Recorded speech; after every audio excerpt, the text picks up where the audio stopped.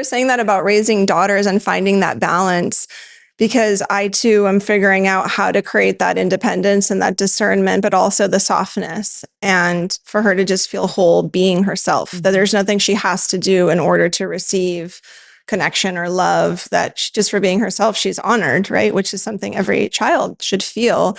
And I wonder, like, this idea of femininity and feminism, and I, for a long time, didn't really understand that there was a distinction. I was kind of always just operating like, I'm creating this, I'm doing that, I'm building this. I was always very career oriented. And I have a degree in anthropology and photojournalism. And I was like, I started going out to create my own mark. And I always found it like kind of challenging to understand how to receive and be in softness in that role. So I wonder, like, you've been working tirelessly on your career for so long and have created so much and have touched so many people's lives. Like, how did you find that balance with the femininity, the receptivity, and also creating and putting out, because there's an energy of receiving and then there's that more masculine energy of putting out.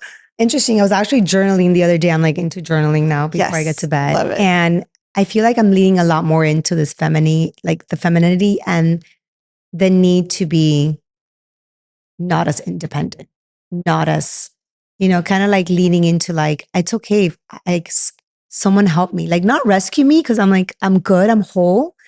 But I definitely think that for so long, I was like full throttle into like, I got this, I handle this. Like, even when I was married, like I still like taking care of everything and handling things and coordinating.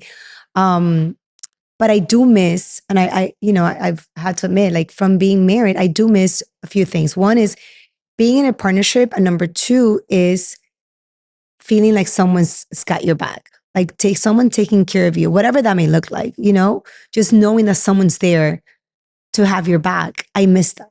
And I feel like women who are independent, who are career oriented, who have a little bit of an alpha energy, I think, to them, get misunderstood that they don't want the other things, right? Like they don't want to, but we do. I mean, I do. So I'm like kind of trying to like find myself in a place where it's like a good balance and it's actually more like I want to become better expressing that side of me, if that makes sense. Like so that people could feel that energy of like, okay, I could take care of her. I could kind of like, and I know it sounds so like, I don't know, like even embarrassing to say it, but like that's the truth. Like I'm just being vulnerable. Is it embarrassing? And I'm being vulnerable and being like, I'm in a season of my life where I'm like, okay, I'm tired. Like I'm like, So I definitely am like, I think wanting to attract that again, right? Because I think for a long time I was like, not that I was doing it on purpose. I think it was just more like a surviving mode, right? Like, okay, I got my son, I got my career, I got to be able to handle both. I got to provide, for someone else, which is like another whole thing when you become a mom, like the idea of it.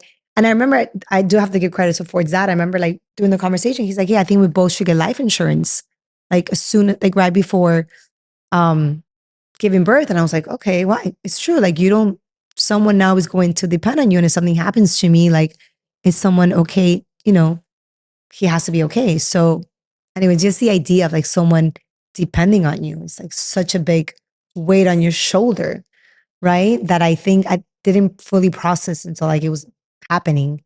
Now I'm aware of it, but now I think of it not as a burden, but more like a blessing, right? I get to take care of someone. I get to like mother someone. I get to shape someone. So instead of like, I have to do this or I have to, it's like that mentality shift was like a big one for me. But I'm definitely in a season of my life where I want to lean into being like, I don't even know if the word is delicate, but more soft. Yeah, like soft and just show myself more grace and kind of like allow myself to be taken care of and allow myself to be supported. Again, whatever that may look like.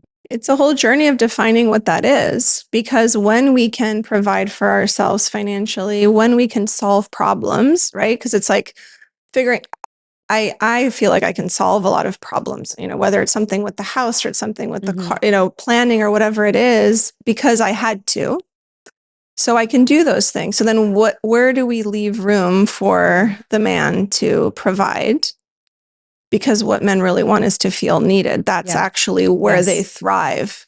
And so if it's not about the finances, then what opportunities do we really give them? And what's underneath that, like, I'll take care of it. I'll take care of it. Like, how do we start to release and relinquish? Like, how do we surrender? Yeah, and it's sad, but I think to some extent, I think like women who are independent get penalized for it, right? Like Yeah. either men don't gravitate towards that, or they get turned off by it, or intimidated by it, or like there's a lot of like negative things. And again, not that I'm telling women to like shut that part off, but I think it's definitely finding a balance between one and the other, right? Like, Yeah. and I think it's possible because I think it's our nature to be the other way. I think we were forced to become Right. to the other extreme because of necessity, because of whatever it was.